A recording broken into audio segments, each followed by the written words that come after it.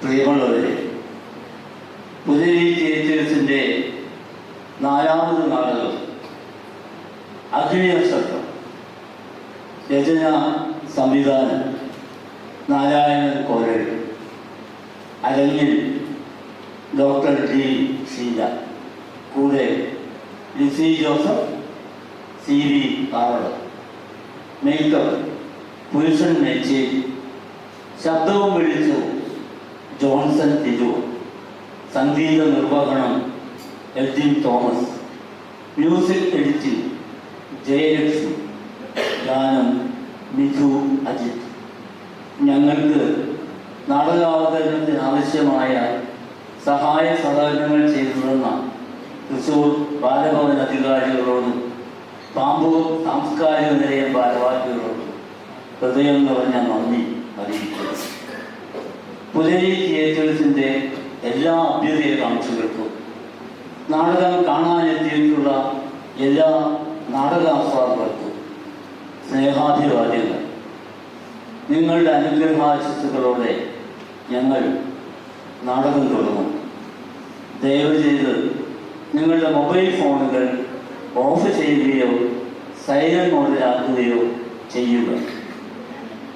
അഗ്നിനക്ഷത്രം, രചന സംവിധാനം നാരായണൻ കോരഴി. നാടക ദൈർഘ്യം 30 മിനിറ്റ്. നാടകം അഗ്നിനക്ഷത്രം തുടങ്ങുന്നു.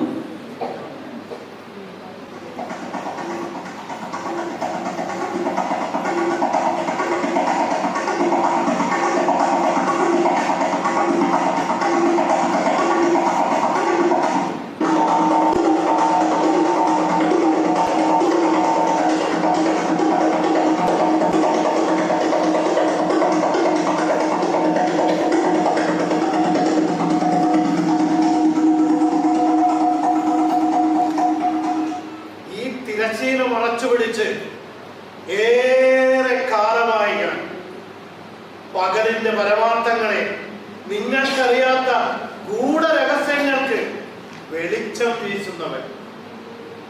ഞാനും ഉണ്ടായിരുന്നു.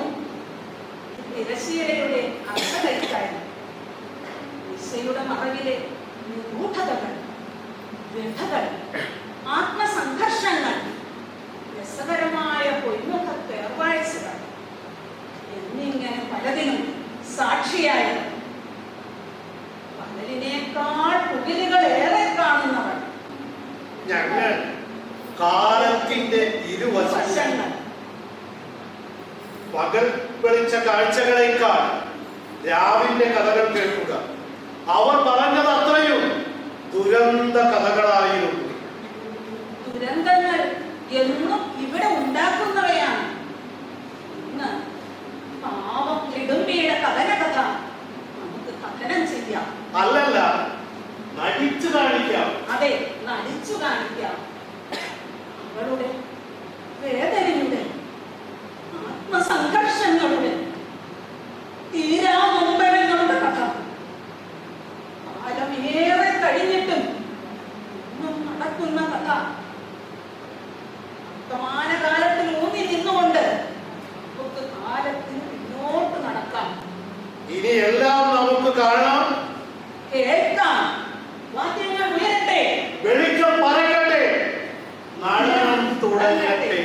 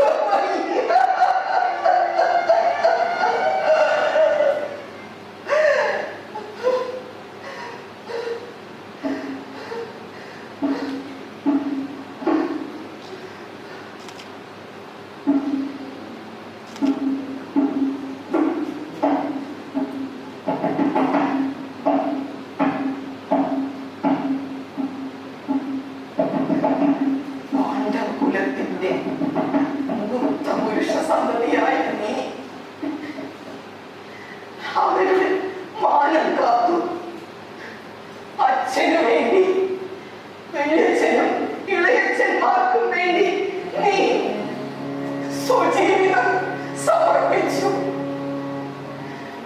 നിന്റെ വീരമൃത്യുവിൽ അവൻ ഏറെ ദുഃഖിച്ചു. നിന്റെ മരണവാർത്ത കേട്ട് അച്ഛൻ പൊടിമണ്ണിൽ ഉരുളുന്ന കാഴ്ച എനിക്ക് ഓർക്കുക വയ്യ, ഓർക്കുക വയ്യ.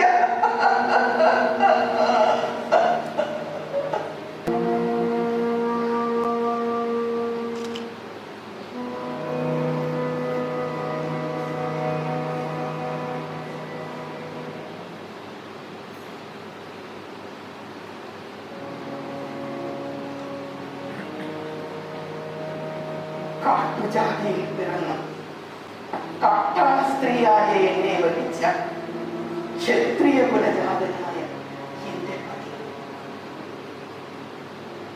അദ്ദേഹം എന്നെ ഏറെ സ്നേഹിച്ചു.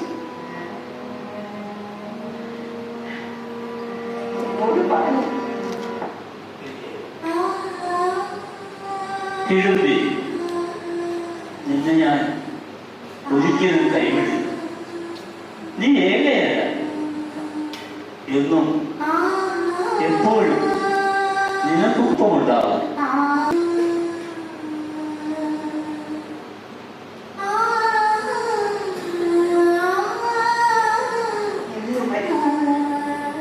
ഇന്നു വരെ ആ വാക്ക് പാലിച്ചു.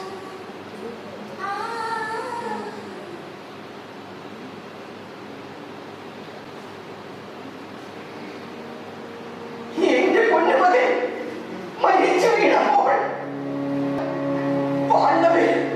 പാണ്ഡവരെല്ലാം അതീവ ദുഃഖിതരായി. പക്ഷേ കൃഷ്ണനുണ്ടല്ലോ, കൃഷ്ണൻ സന്തോഷം കൊണ്ട് സിംഹാരവം മുഴക്കി.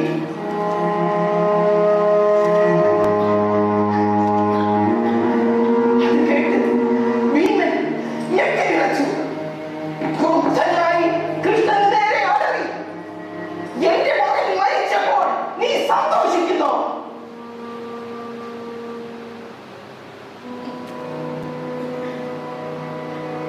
കൃഷ്ണൻ പറഞ്ഞു, കടോൽക്കണ്ണൻ മരിച്ചതിലല്ല ഞാൻ സന്തോഷിക്കുന്നത്. കണ്ണന്റെ ശക്തിവേ നഷ്ടപ്പെട്ടതിനാലാണ്. ഇനി കർണാടകം എളുപ്പം.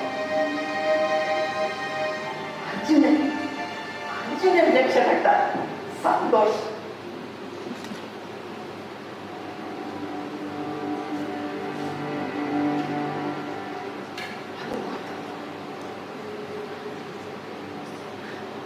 അത് മാത്രമാവാൻ വഴിയില്ല. അല്ല, അത് മാത്രമല്ല, പാണ്ഡവ കുലത്തിന്റെ മൂത്ത പുരുഷ സന്തതി, ഈ രാജ്യാവകാശി, ഈ രാജ്യത്തിന്റെ അവകാശി, അവൻ മരിച്ചതിനുള്ള സന്തോഷമാകുമോ?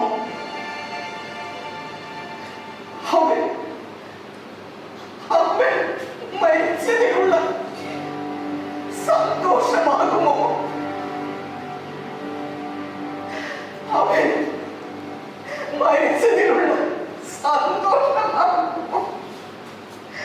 ഇല്ല, ഈ അമ്മയ്ക്കൊന്നും അറിയില്ല.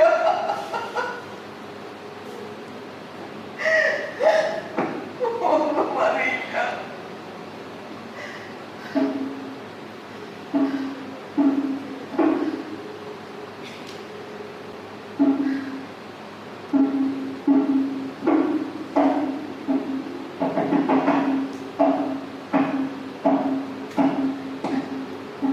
പാണ്ഡവകുലത്തിന്റെ ആദ്യ പുത്രവധുവാണ്.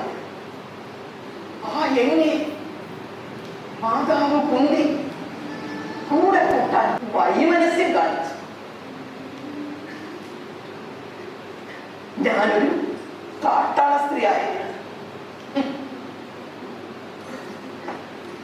എന്നെ പോറ്റി വളർത്തി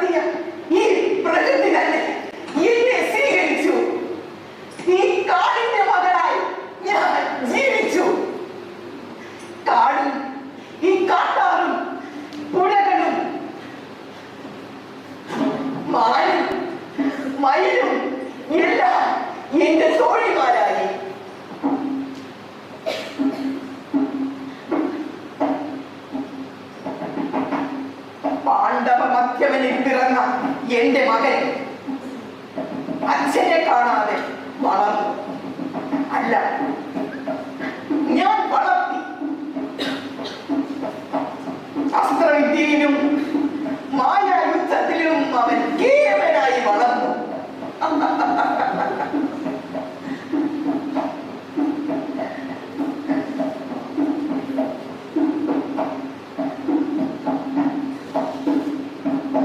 ഒരു ദിനം അവന്റെ അച്ഛനെയും കൊണ്ട് എന്റെ മുന്നിൽ വന്നു. എന്റെ നോമ്പ് തുറക്കാൻ ഒരു മനുഷ്യനെ ഭക്ഷണമായി വേണമെന്ന് പറഞ്ഞപ്പോൾ അവൻ പിടിച്ചു കെട്ടിക്കൊണ്ടുവന്നത് അവന്റെ അച്ഛനെയാണ്. ഞാൻ അതിശയിച്ചു പോയി. സന്തോഷം കൊണ്ട് എന്റെ കണ്ണുകൾ നിറഞ്ഞു.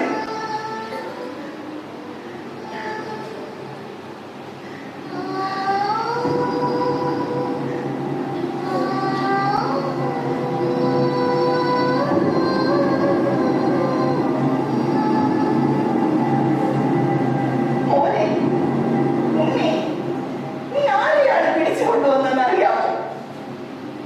ഇത് നിന്റെ അച്ഛനാണ് മോനെ, ഭീമസേനൻ.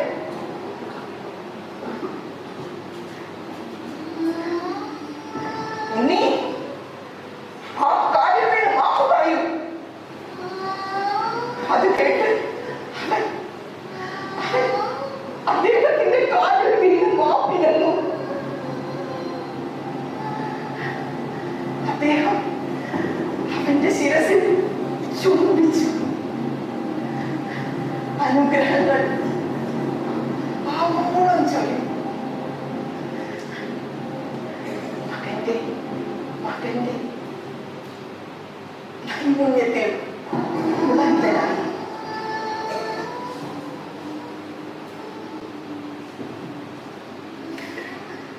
ആദ്യം ചുംബിച്ച സ്ത്രീയെയും ആദ്യം ഭരിച്ച പത്നിയെയും മറക്കാൻ കഴിയില്ല എന്നുള്ള ആപ്തവാക്യം യാഥാർത്ഥ്യം. അദ്ദേഹം എന്നെ മാറോട് ചേർത്ത് പുണർന്നു.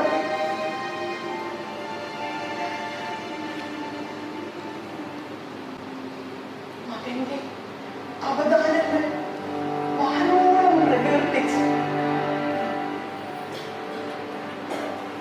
ഒരമ്മയ്ക്ക്, ഒരു ഭാര്യയ്ക്ക് ഇതിൽ കൂടുതൽ എന്ത് സന്തോഷമാണ് വേണ്ടത്?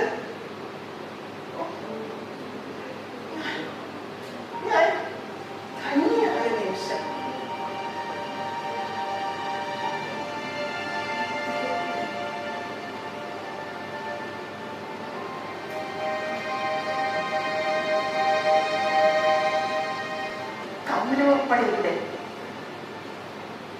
കൗരവപ്പടയുമായുള്ള യുദ്ധം ആസന്നമായതിനാൽ മകന്റെ ആയുധ നൈപുണ്യങ്ങളിൽ അദ്ദേഹം പറഞ്ഞു, ഇവൻ എന്റെ മകൻ, എന്നേക്കാൾ കേമൻ. ഇവൻ കൗരവപ്പടയെ തകർക്കും.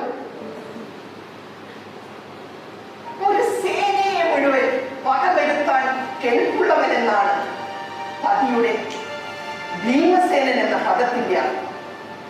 ആ അച്ഛൻ മകൻ തന്നേക്കാൾ കേവലാണെന്ന് പറഞ്ഞപ്പോൾ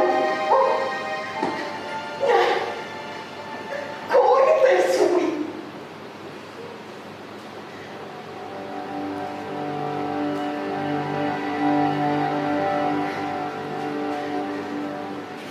എന്റെ പൊന്നുമകൻ കൗരവപ്പടയെ ഒന്നരംഗം തകർത്ത് മുന്നേറുമ്പോൾ ദുര്യോധന ജ്യേഷ്ഠൻ ഭയന്നു വിറച്ചു. ഇവനെ നശിപ്പിക്കാതെ രക്ഷയില്ല. കർണ, അർജുനന് വേണ്ടി സൂക്ഷിച്ചു വെച്ചിരിക്കുന്ന ശക്തി വേണ്ടി ഇവനെ കൊടുക്കൂ. കർണജ്യേഷ്ഠൻ അവന്റെ വലിയ ശക്തിമേൽ പ്രയോഗം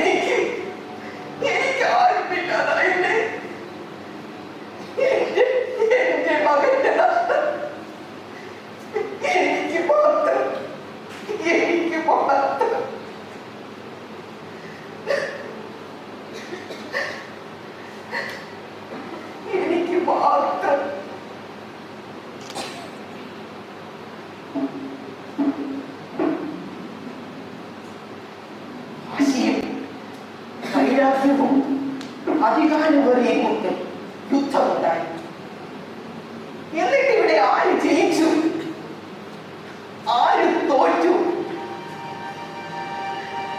മക്കളും പേരമക്കളും ഒക്കെ മരിച്ചു വീണിട്ടും വാശിയും വൈരാഗ്യവും വിടുന്നില്ല.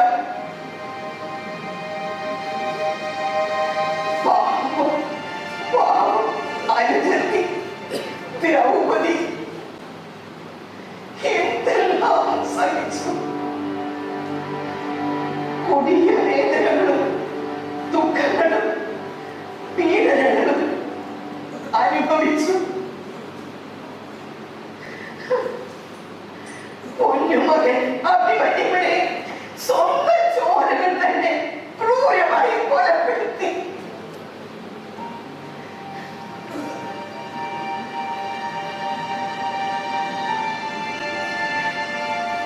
ഞങ്ങളെയൊക്കെ ഇരുട്ടിലേക്ക് തള്ളിയിട്ടിട്ട് യുദ്ധത്തിൽ അധികാര വെറിഞ്ഞു മൂത്ത ഇവർ യുദ്ധത്തിന്റെ ഭയാനകത തിരിച്ചറിയുന്നില്ല. കഷ്ടം, കഷ്ടം. ഈ മഹായുദ്ധത്തിന്റെ അനന്തരഫലം കൊടിയ ദുഃഖവും ശൂന്യതയും മാത്രം. ഇതിന്റെ പീഡനങ്ങളെ ഏറ്റുവാങ്ങുന്നത് വിധവകളായ സ്ത്രീകളും നിരാലംബരായ കുഞ്ഞുങ്ങളും സാധാരണ ജനങ്ങളും മാത്രം.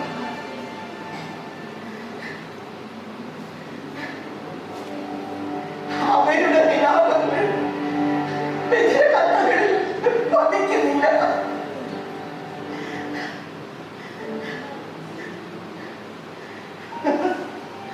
ധർമ്മയുദ്ധമാണ് ധർമ്മയുദ്ധം.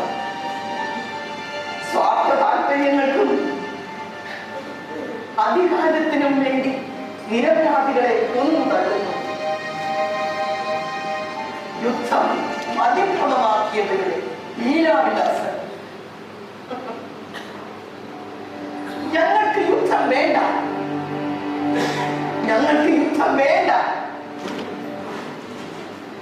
അമ്മേ, അമ്മേ, കുന്തിദേവി, നിങ്ങൾ ഈ വിലാപങ്ങൾ കേൾക്കുന്നില്ലേ? നിങ്ങൾ ഈ വിലാപങ്ങൾ കേൾക്കുന്നില്ലേ? 10 മാസം ഉദരത്തിൽ ചുമന്ന ഒരമ്മയുടെ ആത്മരോദനമാണിത്.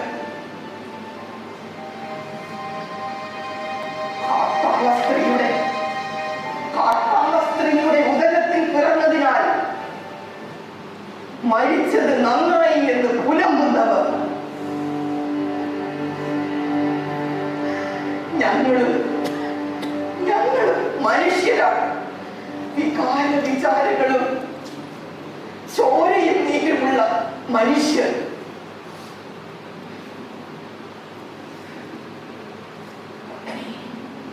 മകനെ ഘടോത്കജ, നീ ഒരു അഗ്നിനക്ഷത്രം പോലെ ജനഹൃദയങ്ങളിൽ ജ്വലിച്ചു നിൽക്കും.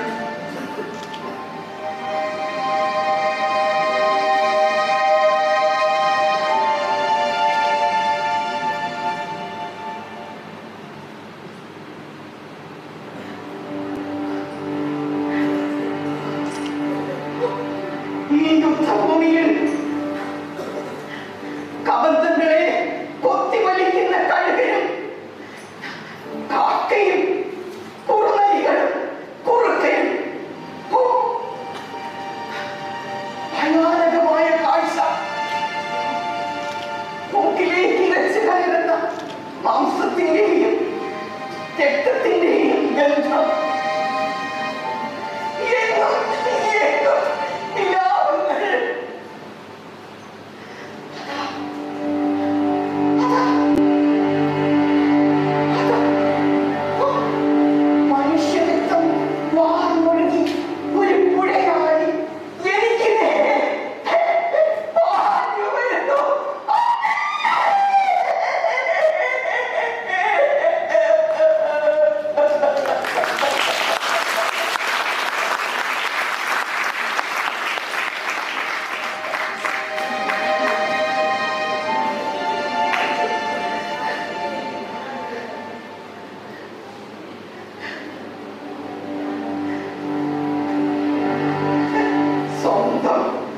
രക്തബന്ധങ്ങളെ കൊന്നു തള്ളിയവർ പാപക്കറകൾ നടുവിൽ നിന്നും വിജയാരവം മുഴക്കുന്നത് കേൾക്കുന്നില്ലേ?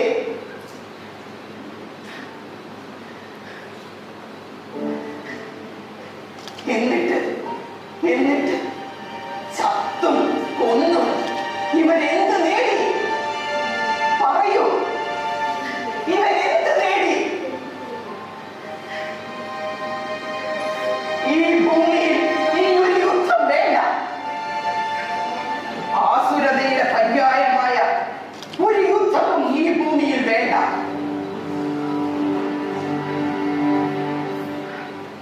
വേണ്ട, വേണ്ട.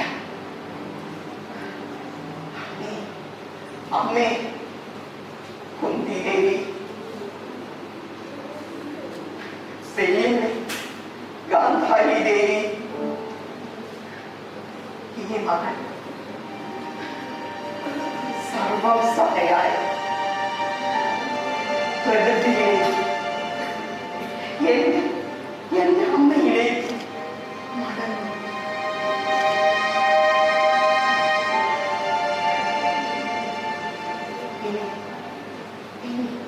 ഒരിക്കലും ഇവിടേക്കില്ല, ഒരിക്കലും ഇവിടേക്കില്ല. അമ്മേ,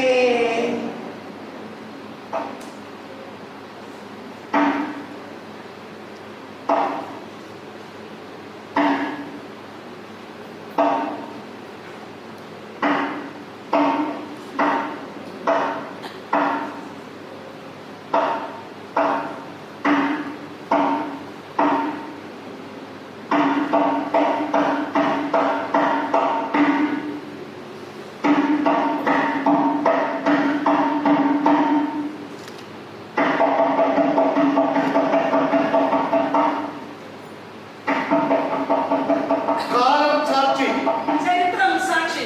ചരിത്രത്തിലുള്ളവരും ഇല്ലാത്തവരുമായ എല്ലാവരും പറഞ്ഞു യുദ്ധം കൊടിയ വിപത്താണ്. വർത്തമാന കാലത്തും ഇതുതന്നെ സംഭവിക്കുന്നു. കാലം മുറിവുകൾ ഉണക്കുന്നു. മനുഷ്യർ മുറിവുകൾ ഉണ്ടാക്കിക്കൊണ്ടേയിരിക്കുന്നു. ആർക്കാണ് ഇവിടെ യുദ്ധം വേണ്ടത്? ഇവിടെ ആരാണ് യുദ്ധം ഉണ്ടാക്കുന്നത്? ഭൂമിയിൽ ഇന്നൊരു യുദ്ധം വേണോ? ഇനിയൊരു യുദ്ധം വേണ്ട, ഇനിയൊരു യുദ്ധം വേണ്ട, വേണ്ട, വേണ്ട.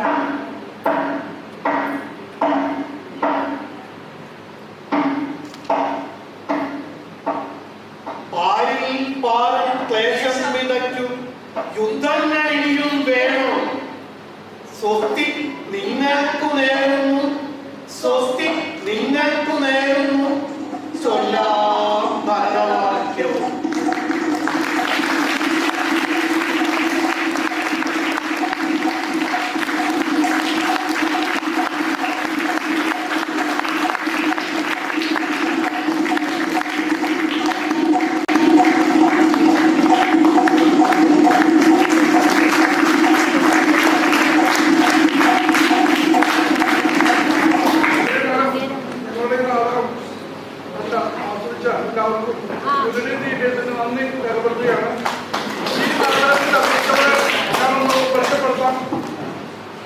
ഇടുമ്പിയായിട്ട് നമ്മുടെ മുമ്പിൽ ജീവിച്ച എന്റെ ഏറ്റവും പ്രിയപ്പെട്ട ക്ഷീണോടൊപ്പം ഞാൻ നിങ്ങൾക്ക്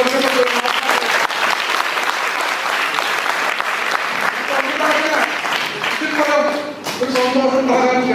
അത്രയ്ക്കും നന്നായിട്ട് പെർഫോം ചെയ്തു. അത് നല്ല കൈയിടോട്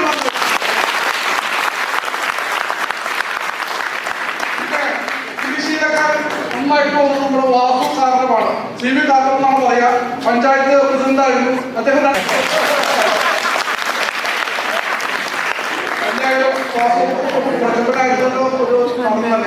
അതുപോലെ തന്നെ നമ്മുടെ ജിസി ജോസഫ് ടീച്ചറ് പട്ടിക്കാട് സ്കൂളിലെ പ്രധാന അധ്യാപികയായിരുന്നു.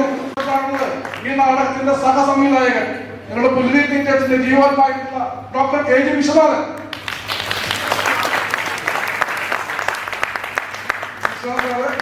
ആണ് ഇതിന്റെ സഹസംവിധായകനായിട്ട് ഒപ്പം എല്ലാ കാര്യത്തിലും എല്ലാ സഹായവും ചെയ്തിട്ടുണ്ട്. അതുപോലെ തന്നെ ഡേറ്റ് ചെയ്തിട്ടുള്ള